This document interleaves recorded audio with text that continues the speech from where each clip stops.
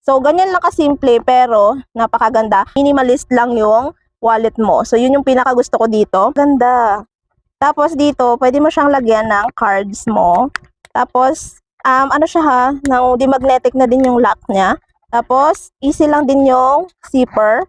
Ayan, mabilis lang din siyang buksan. Tapos, meron siyang chain dito na round. Tapos, pag binuksan mo siya, pwede kang maglagay dyan ng coins mo. O di naman kaya cash mo na papel. So, example katulad nito. Lalagyan mo lang siya ng bills. Ayan. So, pwede na siya dyan.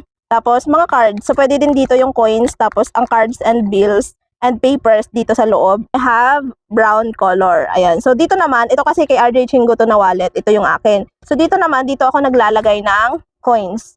Dito sa harapan. Tapos, sa loob, dito ako naglalagay ng cards and bills. Ayan. So, nandito yung mga ID ko and nandito yung mga paper bills ko. So, ganyan. Easy lang din siya open and i-sara. Oh. So, kasya dito pag marami kang dala-dala, 10K, 20K, kasyang-kasya dito. Ganyan kaganda yung mga wallet natin.